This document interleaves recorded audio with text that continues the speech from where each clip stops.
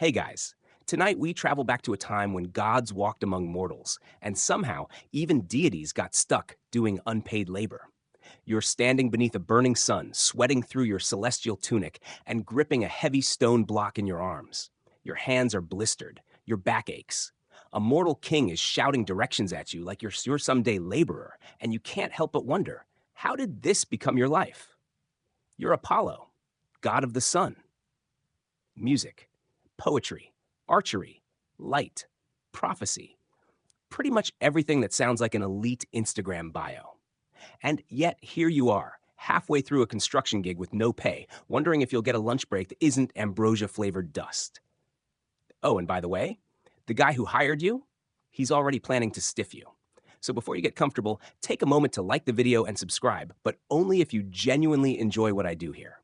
And hey, let me know where you're watching from and what time it is, because time zones are basically real world magic. Now, dim the lights, maybe turn on a fan for that soft background hum, and let's ease into tonight's journey together. You don't remember agreeing to this exactly. There was a punishment involved. Something about helping some mortals. You were probably in one of your moods again, talking back to Zeus, making fun of Hera's peacock collection, or accidentally cursing a shepherd for playing out of tune. And now here you are, demoted from god to grunt. The city is called Troy. Not that part of Troy yet. No Helen, no wooden horse, no Brad Pitt in golden armor. Just a king named Laomedon with big ambitions and a wall that needs building. The plan? A massive defensive perimeter, strong enough to keep out armies and monsters. You know, basic security in Bronze Age real estate. And who else got dragged into this nonsense with you? Poseidon. That's right. Sea Daddy himself, god of storms, oceans, and passive-aggressive salt. He's stomping around nearby, cursing under his breath every time he chips a fingernail on a boulder. The two of you used to throw lightning and floods for fun. Now you're cutting stone. You look up at the sky. No clouds, just blazing sun.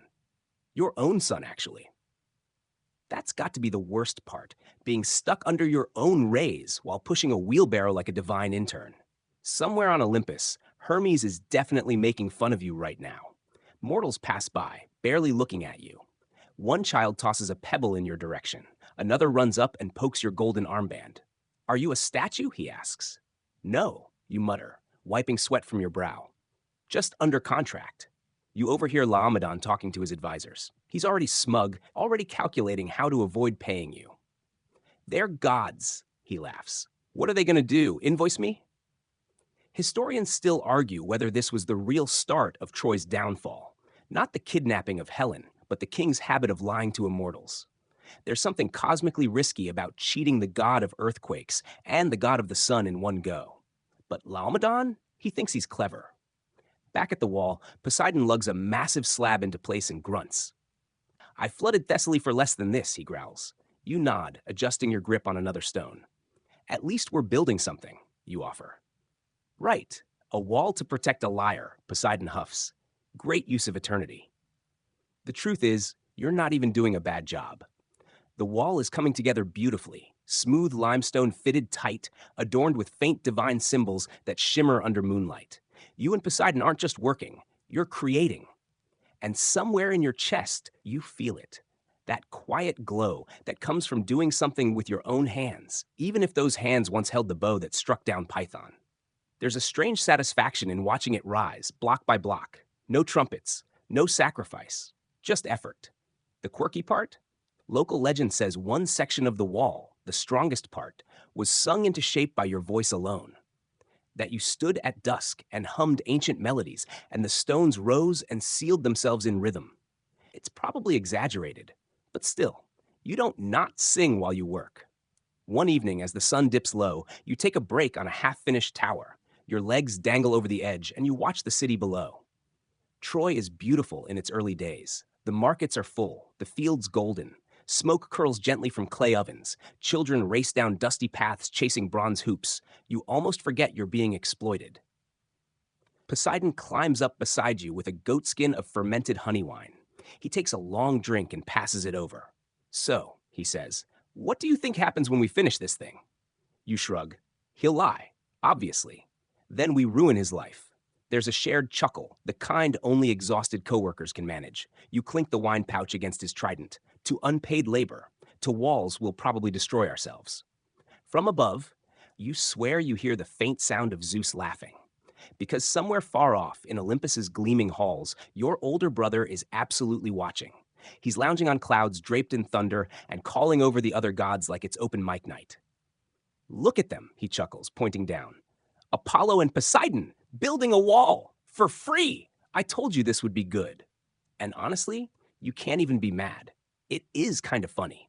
But you also know something else. This wall, it won't stand forever. Laomedon's lie has already started a clock ticking, and when the time comes, neither you nor Poseidon will hold back. Still, for now, you just swing your legs and watch the stars appear. Morning comes and Poseidon is already back at it, shirt off, arms glistening with sea salt sweat and muttering oaths in ancient tidal dialects. You drag yourself from your temporary sleeping spot, somewhere between a pile of quarried stone and what might have been a compost heap, and rejoin him at the build site. You're sore in places you didn't know divine muscles could be sore. No one says, "Good morning." It's not that kind of job. The citizens of Troy drift past like you're invisible. A few stare, wide-eyed at first. Sure, it's not every day a god hammers marble, but most just hurry by. You could blind them with sunlight or sing their deepest secrets into the wind. Instead, you're hefting bricks and chewing on dry olives for lunch. You're Apollo the laborer now. Poseidon finishes wedging a massive slab into the wall's foundation and wipes his brow. I swear this limestone's whispering insults. It probably is, you reply. Everything here is cursed, especially the coffee. But today isn't just about building. Today, you feel the tension brewing. You can taste it in the mortar. You're doing your part. You're sweating for it. But Laomedon hasn't visited the site in over a week, and when he does pass by, he keeps his cloak drawn up and avoids eye contact. Getting nervous, Poseidon mutters, watching the king disappear behind a column. He knows what happens when I get angry. Oh, I know, you say, brushing dust from your arms. You flood cities. I burn crops. Between us, it's a party. Still, for now, the work goes on. The wall is rising faster than even Laomedon imagined. You're moving faster than human crews ever could. Mortals are whispering, some in awe, some in fear. They know who you are, and yet their king refuses to acknowledge you properly. No offerings, no temples, no festival feasts. It's like hiring Michelangelo to paint your ceiling, then forgetting to pay him and calling the fresco meh. Historians still argue whether Poseidon was truly coerced into this punishment or just bored and decided to mess with a mortal king.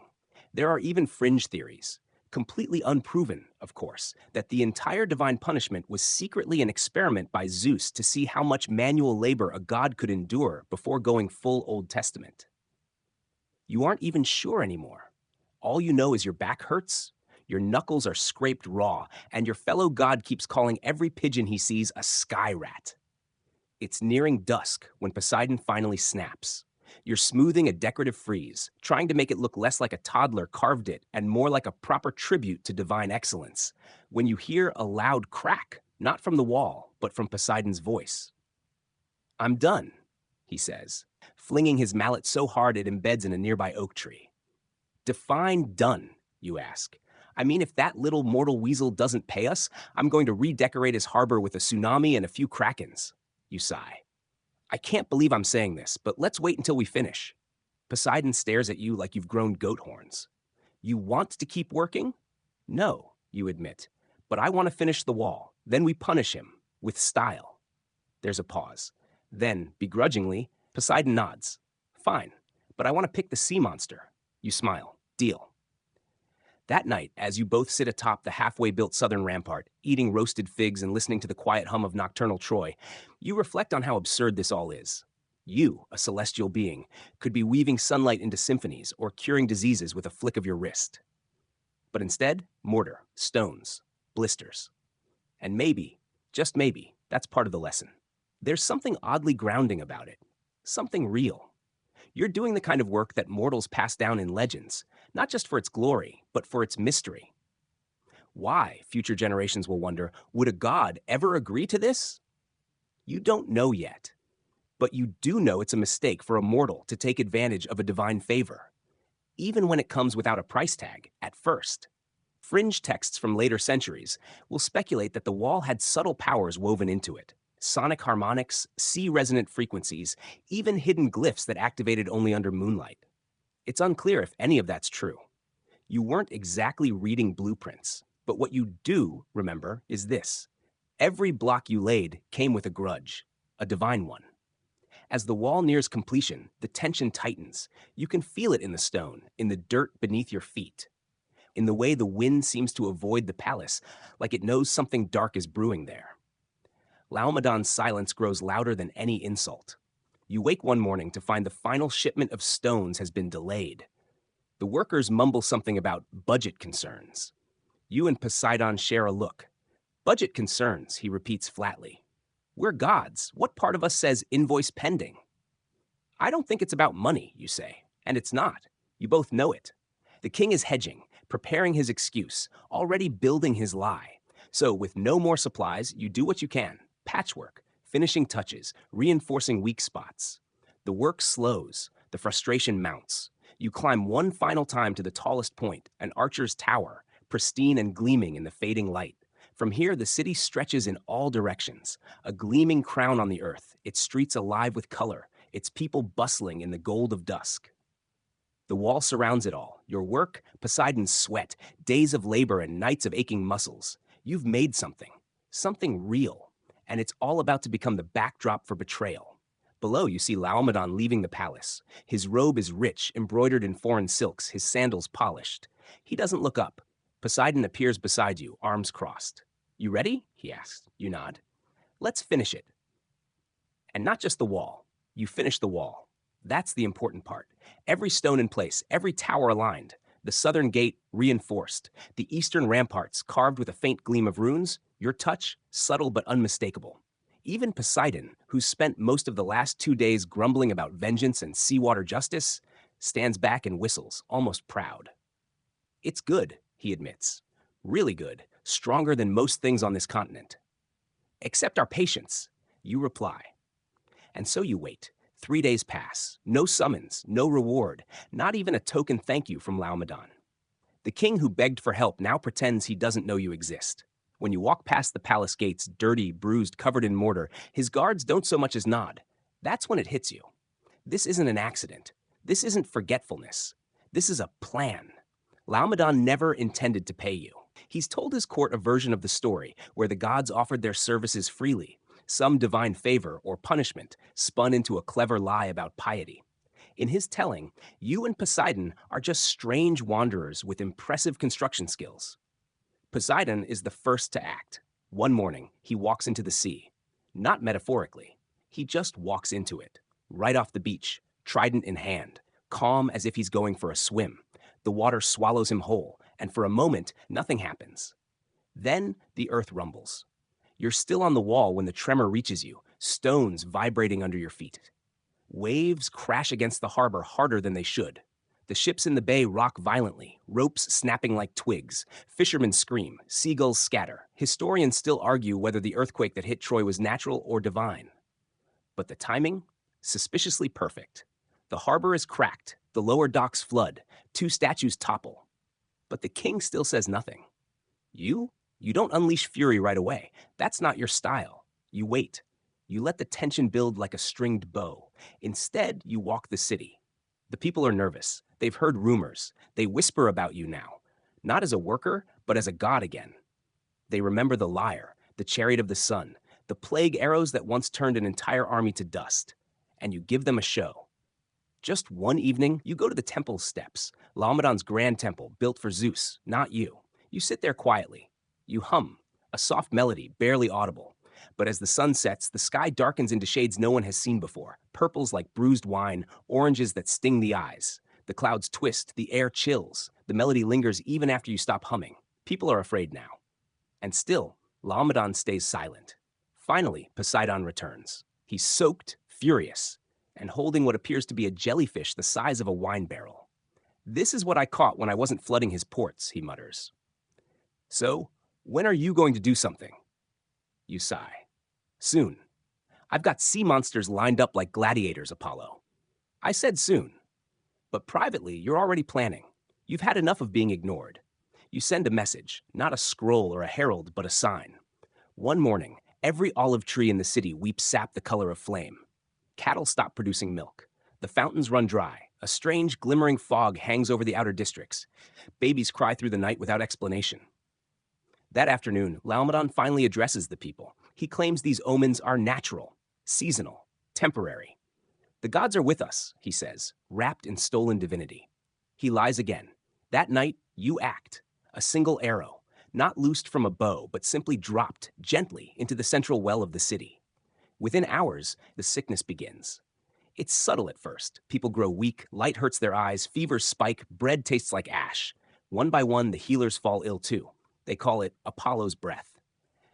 You watch from your high perch, unmoving, just watching. Poseidon visits again, this time without his usual sarcasm. That was poetic, he admits. Thanks, you say. I'm not done.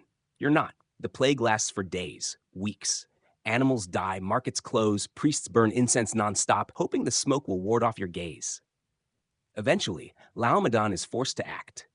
He climbs the steps of your unfinished shrine, built only halfway in the city's early years, and makes a show of offering sacrifices. Bulls, goats, doves, even gold. He offers everything except the one thing that matters. The truth. You watch it all with calm fury. Some say you never blink during this time. Others claim your eyes glow like fire, or that your shadow falls on places the sun never touches. Fringe accounts describe children seeing you in dreams, warning them to stay indoors. All myths, probably. But they hint at a deeper fear. The fear that you, a god who once sang joy into being, can just as easily hum destruction into the world. And yet, no payment comes.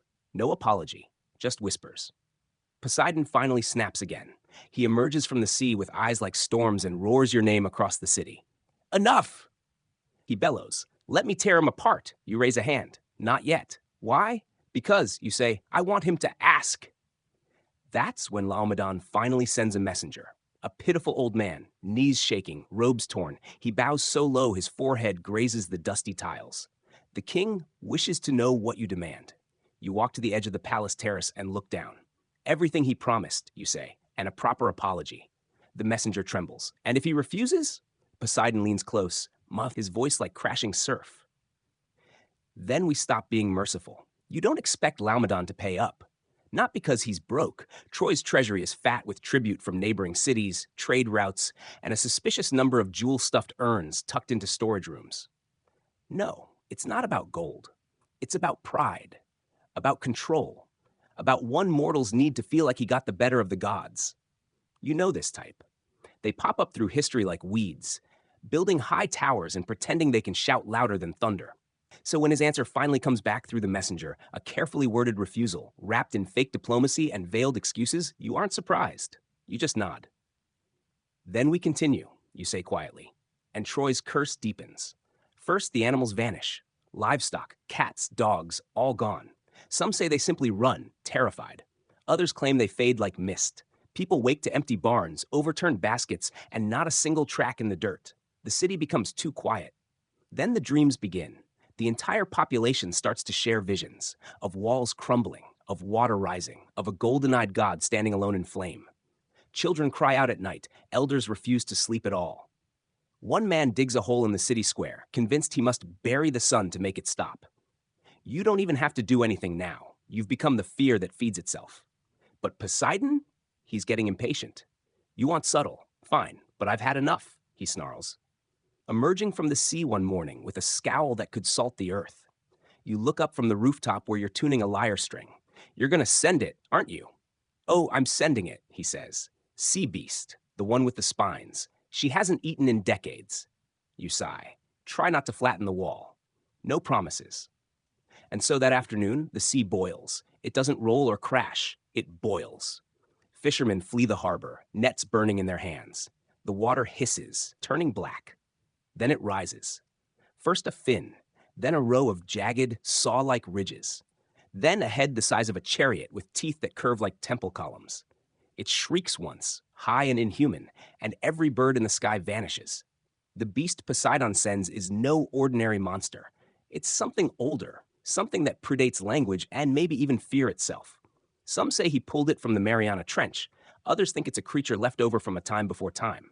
The city panics. Laomedon calls an emergency council. He promises the gods will be paid, soon.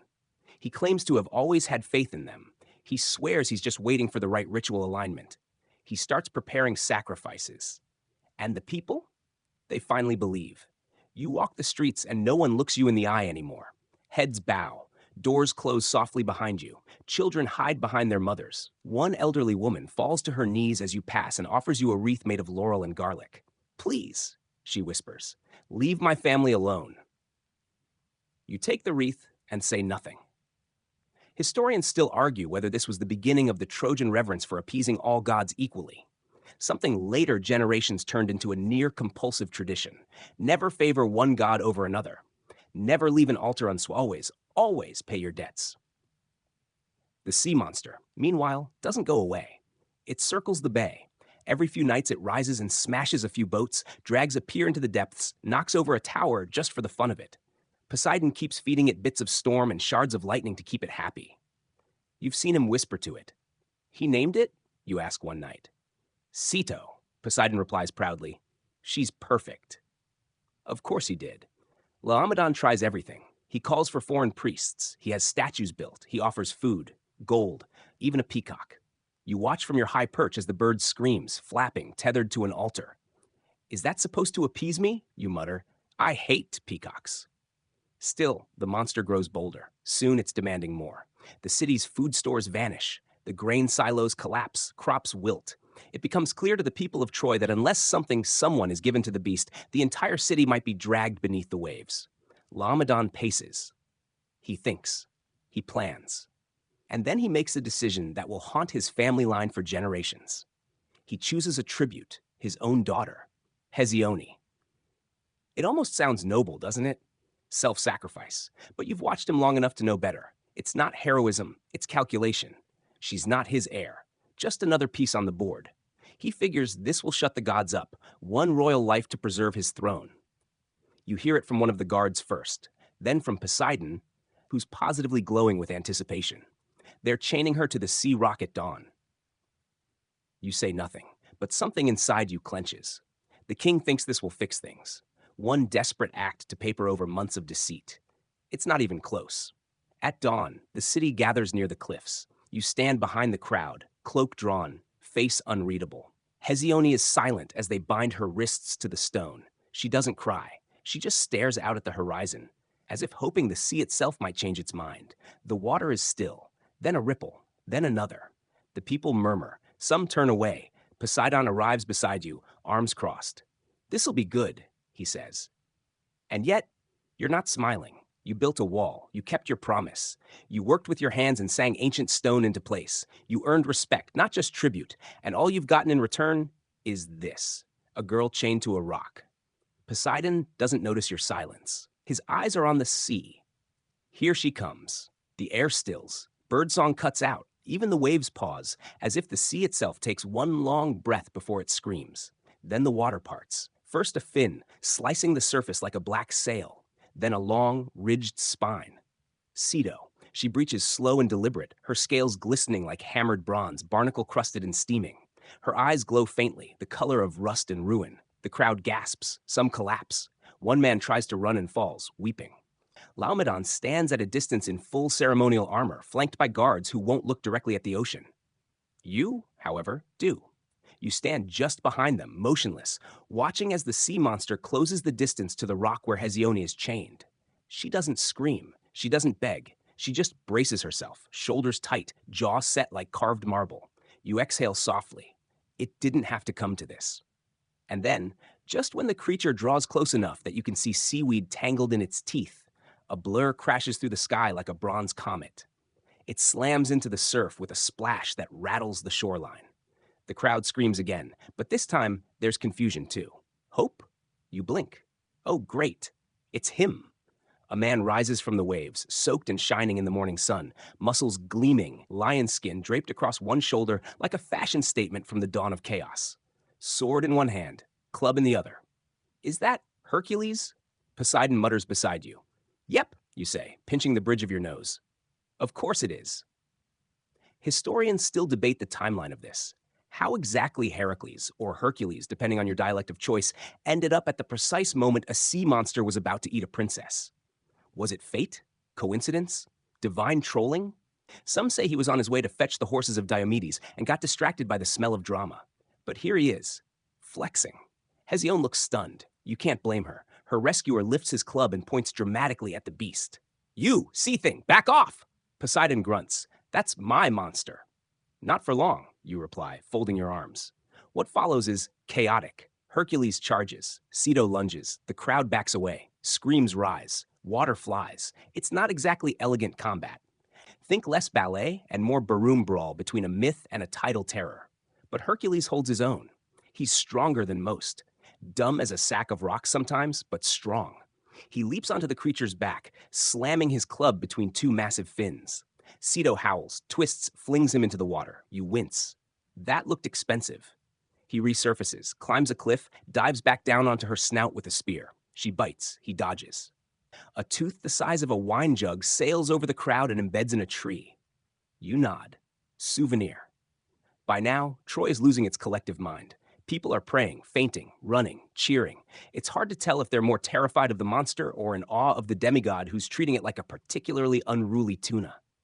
Hesione, still chained to the rock, is soaked but alive.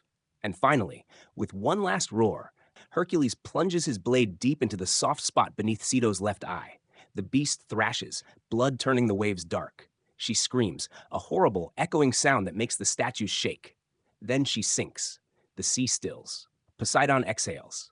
Well, that's annoying. Hercules stands atop the rock, panting, drenched, triumphant.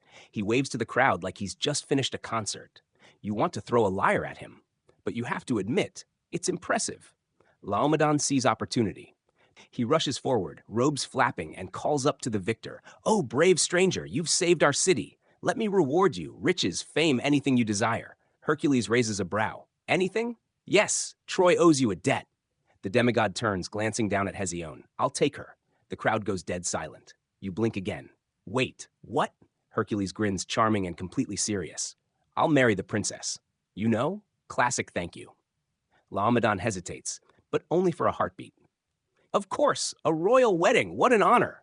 You and Poseidon exchange looks. He speaks first. You thinking what I'm thinking? Yep, you say grimly. He's going to try and cheat him too. Because that's what Laomedon does. And as history and fringe gossip scrolls will later whisper, Laomedon never learns. He promises Hercules treasure, horses, and Hesione herself. Makes the deal loud and proud. Then later, when the crowds have faded and the celebration's quiet, he retracts it all. Claims there was a misunderstanding. Tells Hercules to take some grain and leave, which is a terrible idea. Because if there's one thing worse than cheating a god, it's cheating a demigod with daddy issues, an overpowered bicep-to-brain ratio, and a hero complex the size of Mount Ossa. You watch it all happen, quiet, unmoving. The city saved by brute force, the girl rescued, then bartered, the same king making the same mistake again. Poseidon sighs. Should have let the monster eat him. You almost agree. Because this is where the second half of the story begins. The part where Troy's lies catch up to it. The part where gods, monsters, and heroes all circle the same arrogant spark until something explodes. You watch Laomedon return to his palace, and you whisper to the wind, you built this wall on betrayal. Hercules doesn't throw a tantrum right away. He's not that obvious. He leaves Troy with a smile, waves, maybe even gives a wink to Hesione as she's led back to her tower. He doesn't make a scene. But you can see it in his eyes as he walks past the gate you helped build. He's already planning. And that, you think, is worse than rage. You watch from your perch on the southern turret. The city returns to a strange normal. Ceto's corpse still rots on the seafloor somewhere, feeding things that shouldn't be fed. The people sing praises to Laomedon as if he killed the monster. The king struts about, wearing new robes stitched in imported gold thread, like he isn't built entirely from broken promises. Poseidon's been brooding on the beach for days, tossing seashells at passing crabs and grumbling to himself. I could still sink the harbor, he mutters one morning. Just crack the bedrock like a salted pretzel. Tempting, you say, but premature. Let's see how loud Hercules can get when he's angry. And you don't have to wait long. News travels fast in the ancient world. Heroes have a way of making their anger echo louder than thunder. A few months pass, long enough for Troy to think it's safe again. Long enough for Laomedon to forget that gods and demigods tend to follow through. Then, Ships appear on the horizon, 12 of them. Bright sails, gleaming prows carved into snarling lions and eagles. Not traitors, not diplomats, warriors. Hercules has returned, but not alone. He's brought allies, heroes, mercenaries, former enemies who now call themselves friends because Hercules promised them gold and glory. A warband of myth and muscle. You're already watching from the high wall, your wall, as they disembark. One carries a boulder bigger than a mule, another sharpens a sword that sings when drawn. These aren't amateurs. The people of Troy panic, of course. Laomedon panics too, though he tries to hide it under elaborate speeches. He tells the public that the gods favor Troy, that no one would dare attack such a blessed city, that the wall, your wall, is unbreakable. You raise one eyebrow. He actually says it. The gods themselves helped build this wall. It will never fall. Poseidon spits seawater. Oh, that's cute, you murmur. He really doesn't get it. Historians still debate the logic behind Laomedon's behavior. Was he delusional, overconfident, or did he believe that because he'd escaped divine punishment once, he could do it again? There's even a fringe theory that he thought Hercules was bluffing, that the demigod's rage was just performative, another story for the bards. If so, he was tragically wrong. Hercules doesn't send a diplomat. No messenger, no scroll, no polite request for his bride or gold. Instead, he sends a flaming spear. It arcs through the sky like a shooting star and embeds itself in the temple of Hera. A warning? A joke? Maybe both. Either way, it burns for 3 days and nobody dares put it out. You watch the siege unfold with mixed feelings. It's your wall they're testing, your craftsmanship, your divine mark hidden beneath layers of Trojan limestone. And for a time, the wall holds. Catapults thunder, spears fly, warriors scale ladders only to be pushed back. Hercules' army roars and charges, but Troy's defenses are strong. Your defenses. You almost feel proud.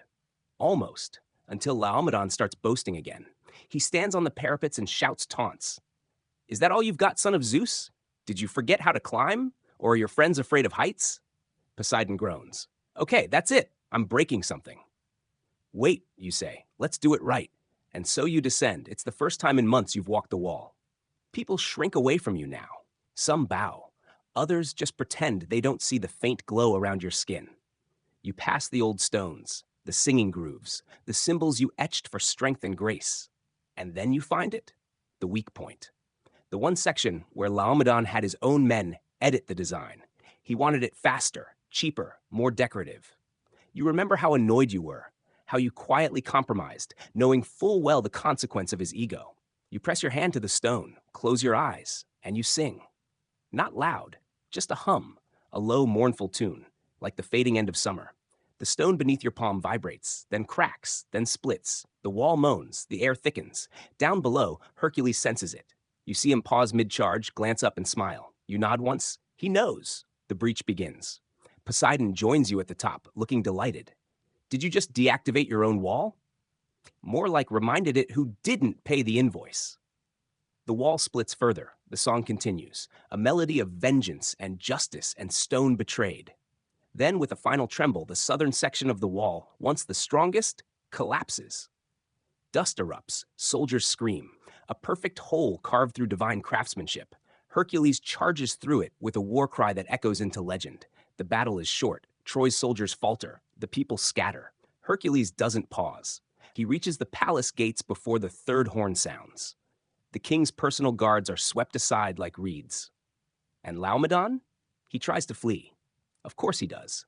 Slips out the back, cloak flapping, jewels clinking in a sack slung over his shoulder. Doesn't look back. Doesn't even check if his daughter is safe. But Hercules finds him. Drags him back through the streets like a sack of wheat. Stands him in the palace square and lets everyone see who the real coward is. You don't intervene. This isn't your vengeance anymore. It belongs to the promises he broke. You don't speak as Laomedon is dragged through the ruined gates. You don't have to. The entire city watches, silent, stunned. Even the sky seems to hold its breath. Hercules stands in the center of the palace courtyard, one massive hand clamped around Laomedon's royal collar, like he's hoisting a sack of turnips. The king writhes, flailing, voice rising in half threats, half pleas. This is unjust. I am king. I offered sacrifices. The gods favor Troy. You raise one eyebrow. Poseidon actually laughs. Hercules doesn't even respond. He throws the man to the ground, hard enough that dust blooms beneath him. Laomedon's crown rolls away, dented. One of his sandals flies off. There's a poetic indignity to it.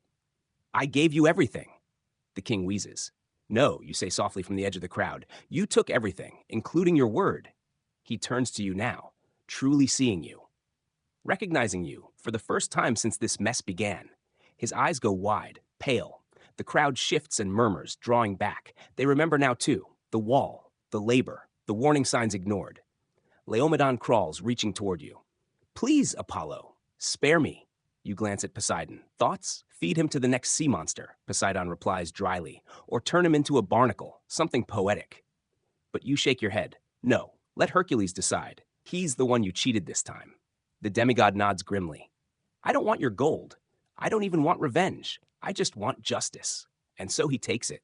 With one swing of his club, Laomedon's reign ends. Not in glory or battle, but in the city square, surrounded by the very people he lied to.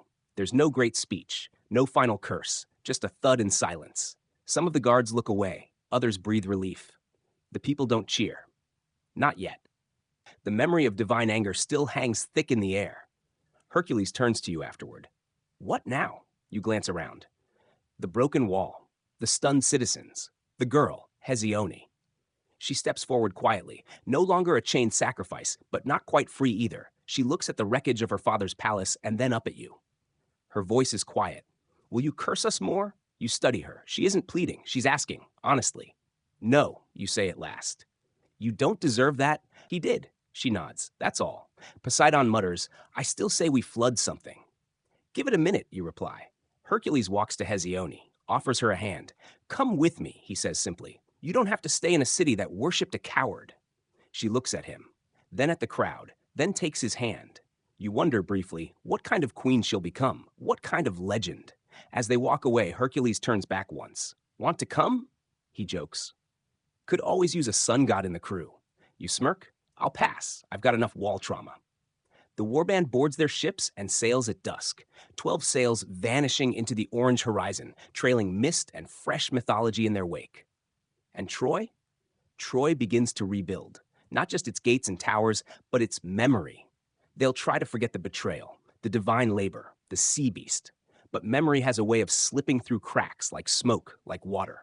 You and Poseidon linger for a while, weeks maybe. You help redirect aqueducts, reinforce temples, quiet the land.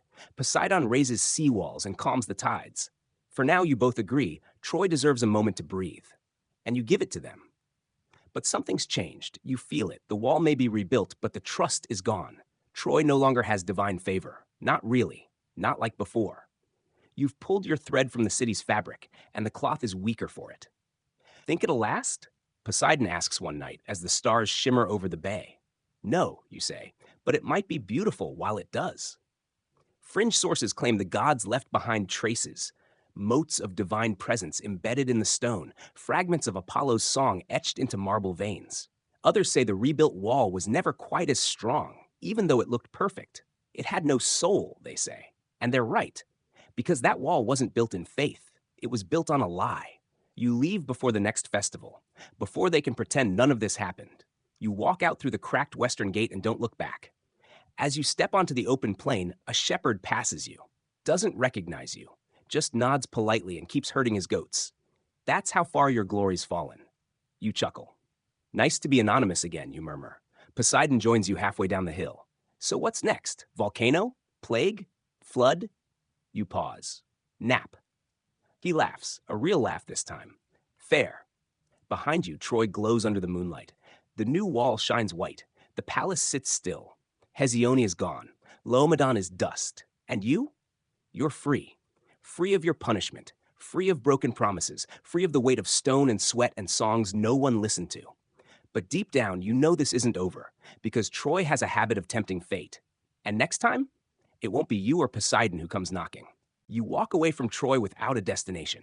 No sun chariot, no trumpets, no trail of golden footprints behind you. Just your sandals crunching dust, your robes faded from weeks of labor, and your skin still dusted with fragments of the wall you built and broke. Poseidon disappears into the sea after a lazy shrug and one final muttered threat about turning someone's wine supply into jellyfish. Classic exit. You head inland. just walking. For a while, you try not to think about Troy. You hum songs into the breeze, light fires with a glance, stop a drought for a village that offers you a fig pie and a single daisy.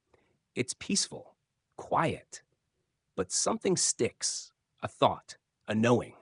You didn't just build a wall, you built a myth. And now that myth is cracked. You stop at a shrine to yourself one night, an old one, half buried in ivy and most of its roof. The offering bowl is empty. A squirrel's made a nest in your marble likeness's armpit.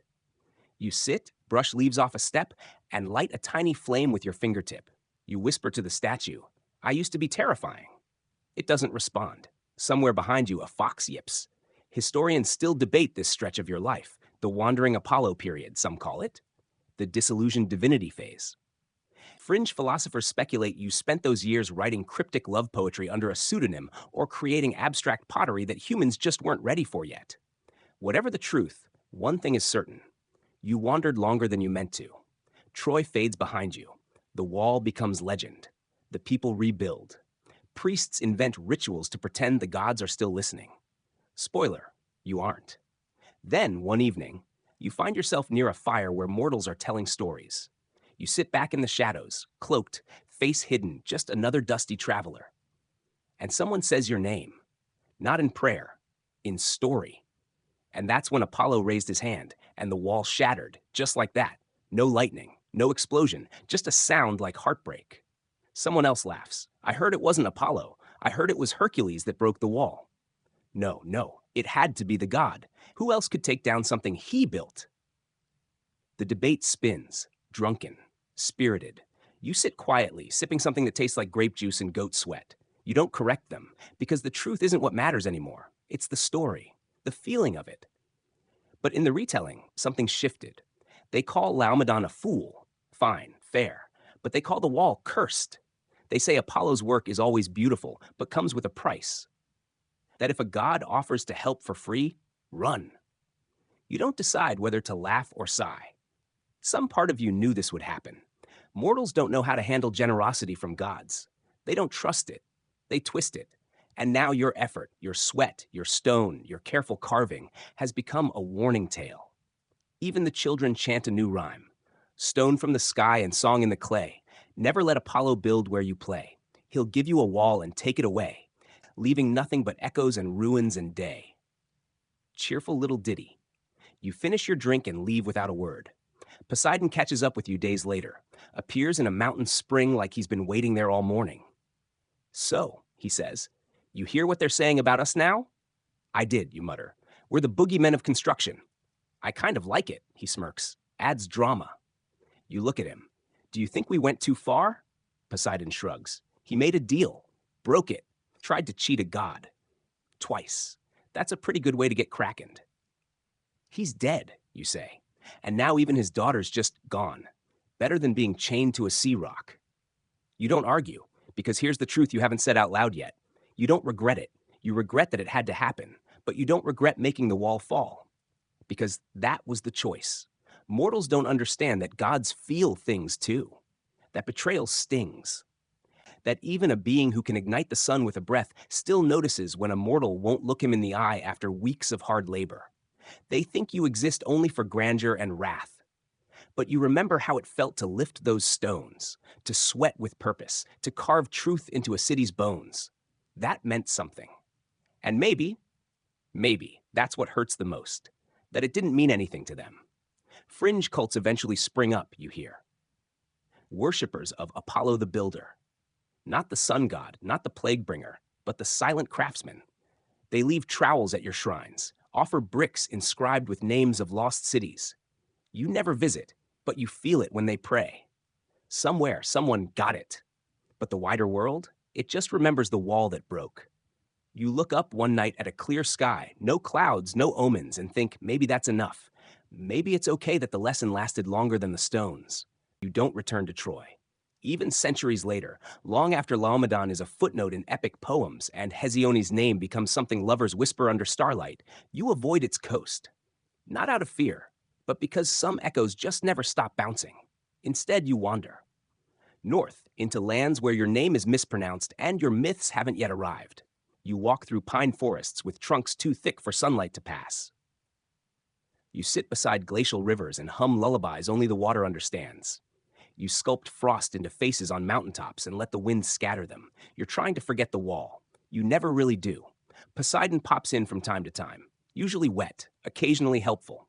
One afternoon, he appears in a puddle. Guess who just tried to rebuild Troy? You arch an eyebrow. Priam, he says. Laomedon's son, new king. Looks like he sleeps in armor. Big hopes, bigger ego. You groan. Please tell me he didn't try to rehire us. Oh no, Poseidon smirks. He learned something. He's bribing everyone but us. Smart, cowardly, smart and cowardly. But the news clings to you like wet wool. Priam. A new king, same blood. You stretch out under a cypress tree that evening, hands behind your head, and stare up at the stars. Your stars, constellations you helped sketch across the sky when the cosmos was still learning its shapes. You trace them now absent-mindedly. Lyra, Sagittarius, Scorpius. And then you think of that wall, not the one that fell, the one you imagined, the original vision. Clean lines, balanced towers, archways that sang when the wind passed through, a place where mortals would be safe, truly safe, from monsters, from war, from themselves. You still remember every measurement, every groove you etched by hand. Historians don't write about God's longing. It doesn't fit the narrative. Gods are supposed to be mighty, untouchable, removed from grief. But the truth? You're still grieving. Not just Laomedon's betrayal, but the loss of the idea that maybe, just maybe, a god could leave something behind that wasn't eventually twisted, forgotten, or shattered. You close your eyes and hum the song you used to carve the first stone. It comes back to you in pieces, half remembered like a dream, each note heavy with memory. That night you dream of Troy. But it's not burning. Not yet. The towers gleam white in the moonlight. The streets are quiet. A child is drawing suns on the stone with chalk. She doesn't know the wall is doomed. She just wants to draw. You wake with salt on your cheeks. Poseidon shows up again a few days later, riding a storm cloud sideways like he's auditioning for a painting. So, you want to know what Priam's building? You sit up. Let me guess. Another tribute shrine. Worse, he grins. A new wall. You stare. Not just repairs, full rebuild. Better, stronger, taller. His architects are bragging that it'll last forever. Oh no. Oh yes! You sigh, long and deep. He's not using our blueprints, is he? Of course not. He's using some visionary mason from Phrygia. You mutter, the ones who put their corners at 87 degrees? Poseidon laughs. So what do we do? You don't answer right away. You think. This isn't your wall anymore. It's not your Troy, not your plan, not your burden. But the city still sits on foundations you helped dig. Every stone laid now rests on a ghost of your effort. And even if they don't remember, or pretend they don't, the land does. The wind remembers. The earth remembers. So you get up, not in a fury, not in vengeance, but with quiet purpose. I'm going back, you say. Poseidon blinks. Seriously? Not to punish? To watch. You've never just watched. I'm learning, you say, brushing dirt from your cloak. Maybe this time, I let them build what they want. He frowns, then smiles slowly. You're getting soft. You glance sideways. You cried when that goat head floated past you last week. It was sentimental. Sure it was. So you return, quietly. No fanfare, no divine announcement, just one hooded traveler walking toward a city rising from its own ashes. You arrive at the edge of Troy and see it.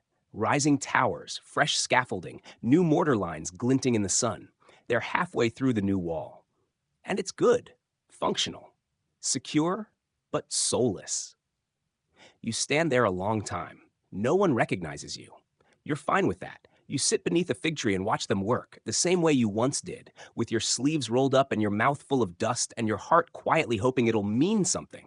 They don't see you, but you whisper to the stone as they pass. One worker stumbles, another feels oddly comforted by the breeze. A third finds the strength to lift a block he swore was too heavy. You help. Just a little. It's enough.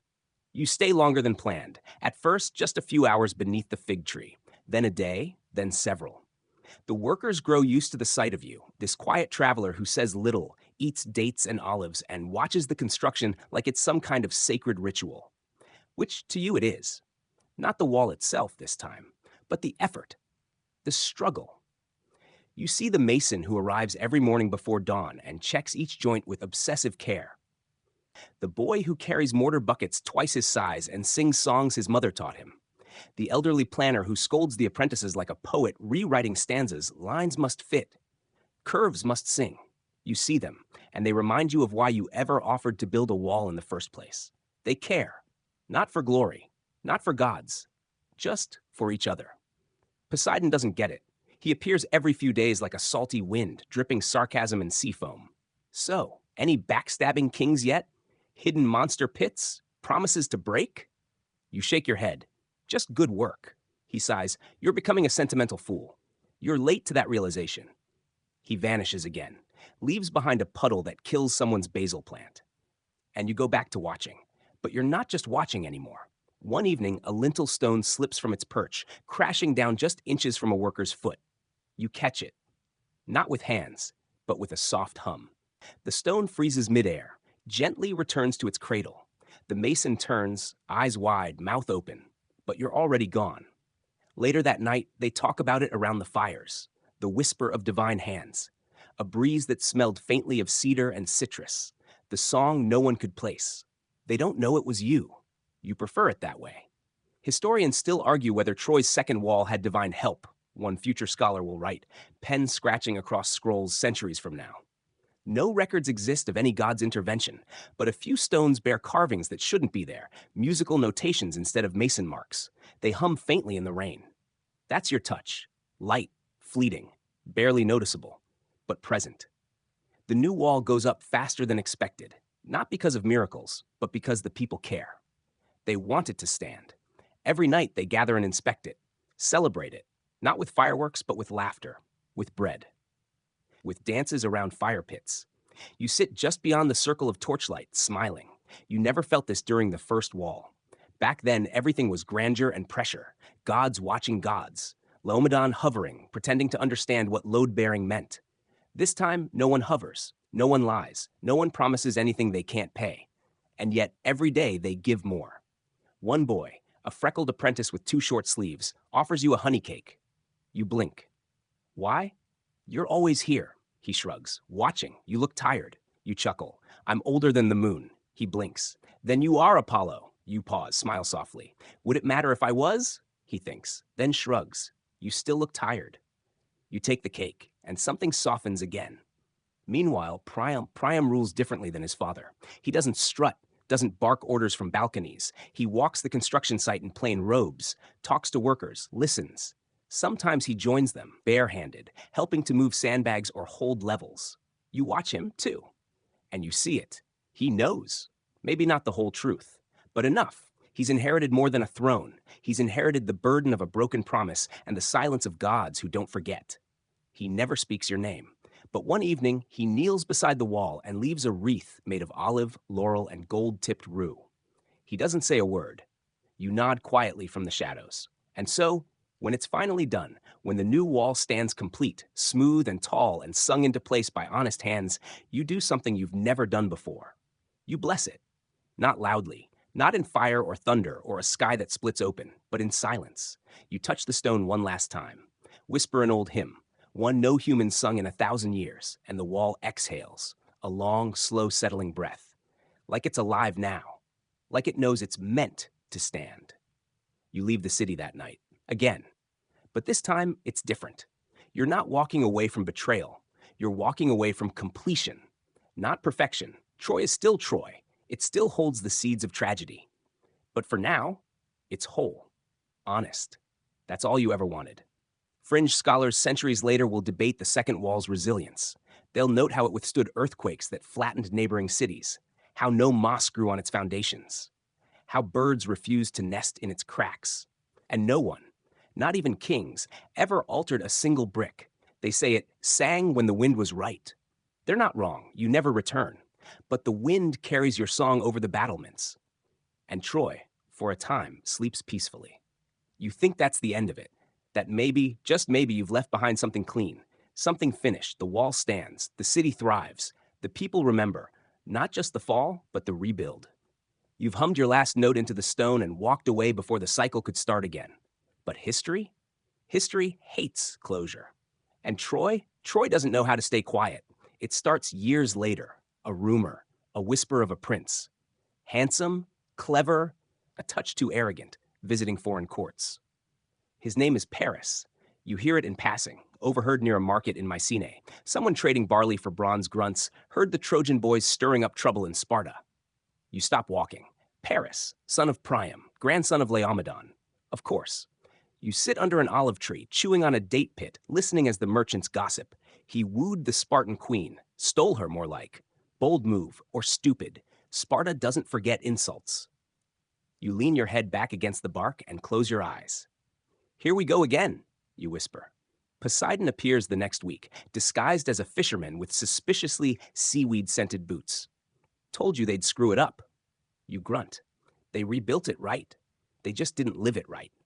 Story of mortals. Paris returns to Troy with Helen, a woman whose beauty has already spawned 3 wars before this one. She's clever too, and more complicated than any man who's ever tried to describe her in verse. Troy welcomes her like a goddess. Sparta prepares like it's doomsday. And the gods? They start picking sides. Zeus pretends to stay neutral, but you know better. Hera fumes. Athena sharpens her blade. Aphrodite preens, smiling like a cat who just pushed a vase off a table. Everyone's whispering. Everyone's posturing. You, however, stay quiet. You sit on mountaintops and watch. You trace star patterns and teach deer how to walk in circles just to confuse hunters.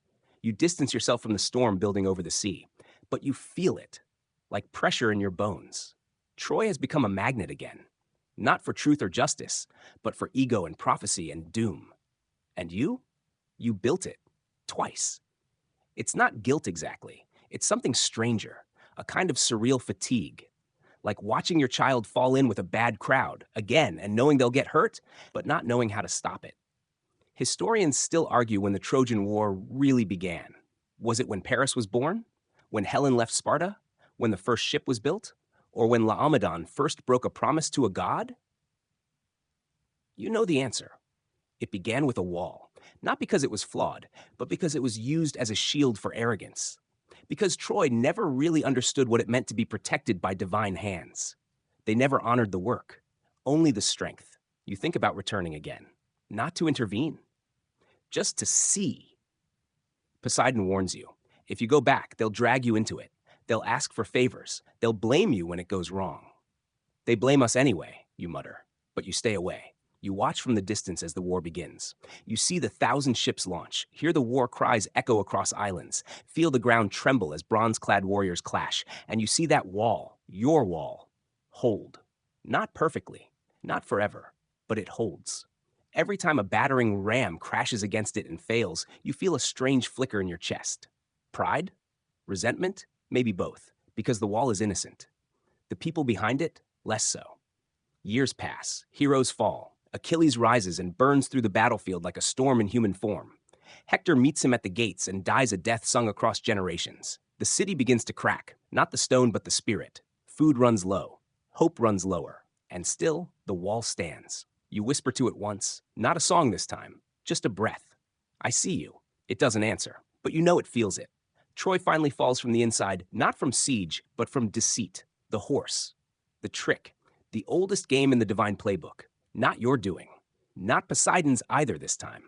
You're both watching when it happens. Sitting on a cliff overlooking the dark water, you say, "They let it in." He nods. They always do. The fires rise. The screams carry. The wall for a while stands untouched, still proud, still glowing faintly where your music once lingered. But then the flames reach it too. And this time, it doesn't fall. It watches, like you. Until the roof lines collapse, the palace burns, and the city joins its own myth. Poseidon eventually says, "You want to tear it down now?" You shake your head. No. Let it stand. Let it be a witness. You walk away again. Not because you're angry, but because finally, there's nothing left to sing. The smoldering bones of Troy whisper long after the fire dies. You feel it from miles away, a kind of shiver in the fabric of memory, like a harp string that's snapped but still hums with its last vibration. The city is gone, mostly. But the wall remains. Not all of it. Just one stretch. Charred, cracked, but standing. Like an old sentinel that refused to kneel. You don't visit the ruins. You don't need to. You can hear the echoes from anywhere. They murmur through olive groves, drift through mountain passes. Mortals are already retelling it, arguing who was at fault, who was brave, who betrayed whom. Some say Troy was a beacon, others say it was cursed. A few mention the wall. Fewer still remember who built it. You try not to care. You try. You walk through quieter places now. Villages that still believe you bring light to their crops. Towns where children leave sun-shaped stones outside their doorways. You accept the offerings but keep your distance. You've become a god of long shadows and half-seen footprints. People still pray, but they pray around you, not to you. You don't mind. It's peaceful. Then one dusk you meet a poet. He's sitting on a flat rock, scribbling verses in a cracked wax tablet, cursing the wind for smudging his lines. You stop beside him. He doesn't look up. Another poem about Troy, you ask. He nods. Of course. What else is there to write about? It's everything. Love, war, betrayal, honor, gods and men, the perfect tragedy. You smile softly. Do you know who built the wall? He shrugs. A god, maybe two. Nobody really agrees. Doesn't matter. The wall fell. You say nothing. And that, right there, is why you wandered away in the first place. He goes on scribbling. But I think the gods wanted Troy to fall. They built the wall so they could break it. Poetic irony. You sit beside him, now curious. Or maybe they built it hoping someone inside would deserve to be saved. He finally looks up. That's not what the stories say, you chuckle. Stories are written by the ones who survive. And that's when it happens. He stares at you, really stares, and something shifts in his expression. A realization, half-formed, like he's seen your face in a dream or heard your voice humming behind a lyre's string. You're not just a traveler, are you? You stand. Keep writing, you say. But maybe next time, remember that walls can love the people they guard, even when the people forget to love back. You vanish before he can answer. Historians still debate the origin of a lesser-known epic, the Lament of the Living Wall. Surviving fragments describe it as sung from the perspective of a city's last defender, not a hero, but a structure, a guardian of stone and song. It's filled with longing, memory, and a quiet ache for meaning. Some claim it was written by a madman. Others say the poet received a divine visit. No one agrees, but it exists. And in it the wall says, "They built me with songs and I remembered. They carved me with promise and I stood. I held back tide and spear and time, but I could not hold back their forgetting." You hear the words centuries later, sung by a child skipping stones on a riverbank. You smile, because even myths that burn down sometimes leave embers in unexpected places. Poseidon finds you again. He's older somehow, not in face, but in weight. His storms come slower now, his tsunamis less frequent. He lounges in a shallow pool, flicking at fish with lazy fingers. "So," he says, "you still brooding?" You shrug. "I'm processing. You know they'll build another city someday." You nod. "They always do. And someone will promise the gods something they don't mean. They always will." "So what'll you do then?" You stare across the sea. "I don't know," you say. "Maybe I won't build next time. Maybe I'll just teach someone else how." He tilts his head. "You'd trust a mortal to carry your song?" You smirk. "They carried the weight of my wall, didn't they? At least for a little while." Poseidon doesn't answer, but for once he doesn't argue. You sit together in silence. Two old gods, two old regrets. And in the distance, across hills and ruins and centuries, the wind carries the faint sound of someone singing a melody they don't know the origin of. But you do. You always will. You spend the next centuries drifting between eras like fog. No more walls. No more oaths. You hum to olive groves and whisper to flocks of birds. You stay away from courts and kings because their hunger always leads to ruin, and you're tired of watching cities fall under their own weight. But Troy? Troy doesn't leave you. It lingers in the air, in the myths mortals sing half correct. You hear it in taverns where drunken sailors boast of standing where Hector once bled. You see it carved on rings worn by princes too young to know they're flaunting a ghost. You even find it in plays, reimaginings with tragic masks and stage blood. Once, an actor playing Laomedon points at a painted backdrop and screams, "You gods never built anything. You only destroy." The crowd gasps. You laugh. Nobody notices. The mortals keep digging for the ruins of Troy, desperate to uncover proof that their stories were real. They argue over pottery shards and layers of ash, placing bets on which stratum holds the truth. They bicker over dates and battles, always looking backward, always polishing bones.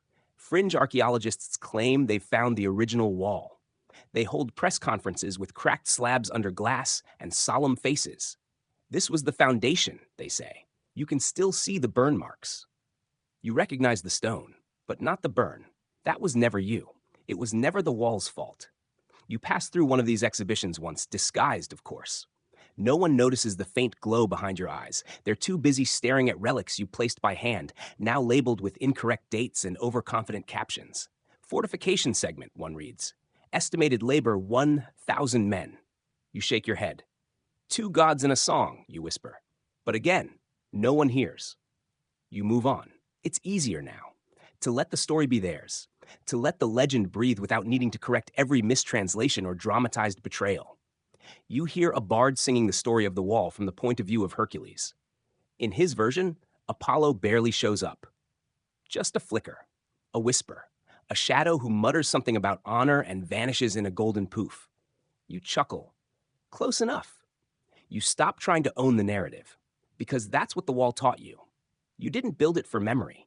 You built it because, for a brief moment, it felt like the right thing to do. A gift. Even if it was misused. Even if it ended in flames. Mortals aren't great at holding on to truths, but they're excellent at telling stories that feel true. And somewhere in those songs, those scrolls, those crumbling reliefs, a glimmer of your intention remains. Poseidon doesn't understand. He shows up now and then, increasingly bitter about being left out of the epics. You get all the poems, he complains. I get one line in a footnote. You flooded a lot of cows, you reply. They deserved it. He pouts. You share some figs. All is forgiven.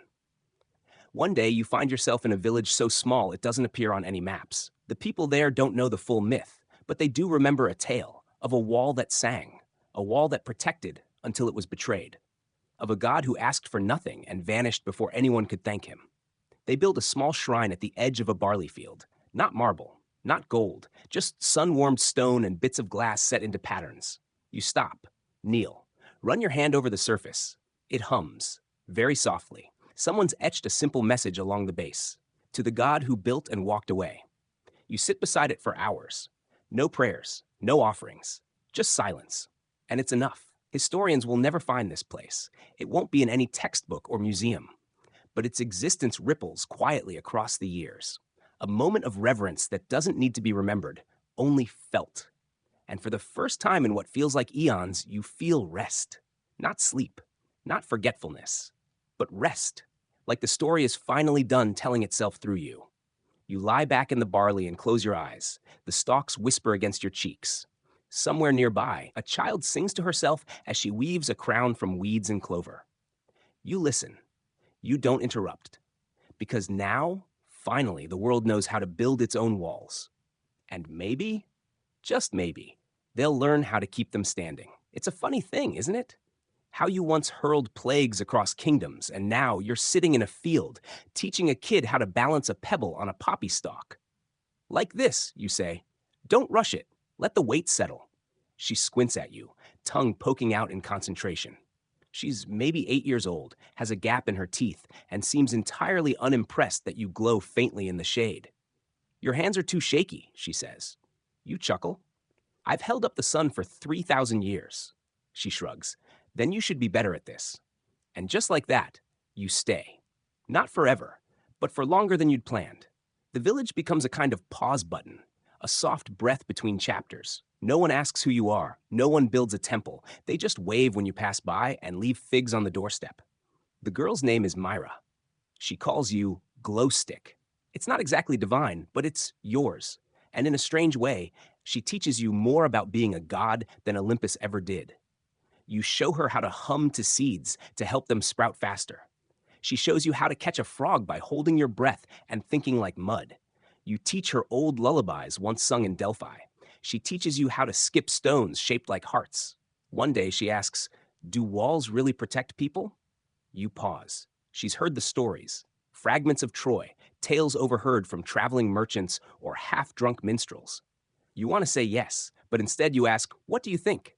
She wrinkles her nose. They stop people from getting in, but they also stop people from getting out. You stare at her, a little stunned. You're 8. She shrugs. I listen. That night, you sit by the little shrine again, to the god who built and walked away. You add one stone to the top, a smooth one, sky-colored. Myra watches but doesn't ask. She knows when something is private. You hum. Not to build, not to curse, just to remember. Historians still argue about the afterlife of Troy. Some say it was rebuilt, others say the gods salted the earth so nothing could grow again. But neither is true. Troy was never just a place, it was a question, a test, a song that only made sense if you listened from the beginning. And mortals? They always started in the middle. One day you hear Myra singing to the fields, an old melody but twisted into something new, her own version. She hums while planting herbs, and you realize this is it. This is how your story lives on, not in scrolls or ruins, but in children who hum to the soil, and walls that no one sees, but still stand. One season blends into the next. Myra gets taller, wiser, starts asking harder questions about death, about choices, about whether gods are always right. You never lie. She appreciates that. When she's 12, she says, I think I'm going to leave someday. You nod. I know. You won't stop me? Why would I? You don't need a wall. She considers that. Maybe I'll build one. You raise an eyebrow. What for? To keep in the good stuff. You smile. That night, you carve a final mark into the shrine. A small sun, a tiny poppy, and a name. She'll never see it. But that's not the point. Poseidon visits once more, soaking wet and cranky as ever. You've gone soft, he grumbles. You grin. I've gone human. Same thing. You sit in silence. He watches the wind blow through barley and says, I still think you should have flattened Troy when you had the chance. Maybe, you reply. But then I wouldn't have learned how to build anything that lasts. Like walls? No. Like trust. He snorts, but he doesn't argue. And you? You stay just a little longer. Not because you're needed, but because, for once, you want to. You wake one morning and realize it's time. There's no thunderclap, no cosmic omen or chorus of celestial voices, just a soft breeze through the barley and the distant sound of Myra laughing with someone new. She doesn't need you anymore. That's the point. You rise, stretch, and run your hand over the shrine for the last time. The sun glyph still gleams faintly, your little signature on a story that outgrew you. You place a flat stone on top, smooth and warm, and whisper a final blessing into the cracks. No one sees you leave. Not because you're hiding, but because the best exits are quiet. You walk with no destination, just the feel of the earth under your feet, the hum of old songs in your chest, and the memory of a wall that once stood for something bigger than stone. Your path takes you past the ghosts of cities long gone, past statues worn down by wind and rain, past temples where your face is still painted in gold, though no one remembers why. Sometimes they still light fires for you. Sometimes they still call your name. But you don't answer. Not often, because you've learned that gods aren't meant to fix things, only to offer light when the darkness feels too thick. You stop one evening at a cliff's edge. Below you, a new city rising, unfamiliar, young, eager.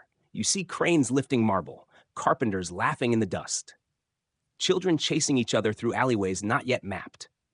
The city is still soft around the edges, like clay before it hardens. It hasn't earned its scars yet. You watch in silence, and for the first time in a long time, you don't feel the urge to interfere. You let it grow. Historians will argue forever about whether Apollo ever wept for Troy, whether gods mourn, whether walls once broken can ever forgive. But the truth isn't in the history, it's in the waiting. The watching, the willingness to hope again. You hum to the wind, just once, a tiny refrain from the wall's first note.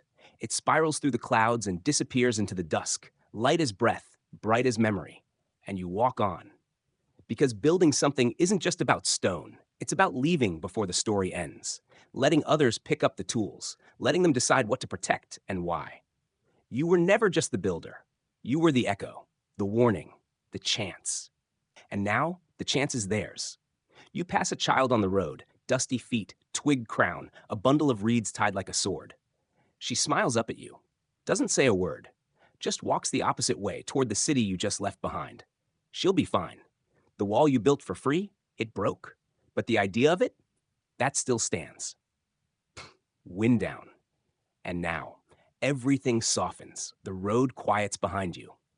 The sky stretches wide and star-painted above. No cities burn, no hammers strike, no songs of war echo from distant hills. Just silence and wind. You walk slower now. Your breath steadies. Your steps sync with the rhythm of a world that no longer demands anything from you. You think of stone, cool and patient, of barley fields and fig trees, of a little girl who called you glow stick and showed you how to balance a pebble like it meant something. You smile, because it did. You built a wall, and it fell. You built again, and it stood. But what you really built was belief, not in gods, not even in yourself, but in the fragile, stubborn hope that someone, anyone, might choose to care, might choose to remember, might choose to build something and mean it. The world turns, slowly, softly. And if someone's still listening, if you're still here, eyes heavy, heart open, then you've made it through the fall, the echo, the long walk after. You're safe now. The wall's still humming somewhere in the dark, not guarding, just waiting, like all the best stories do. And you're allowed to rest. So breathe deep, let your thoughts drift like mist. You don't need to hold the story anymore, just sleep. And I'll be here when the next one begins.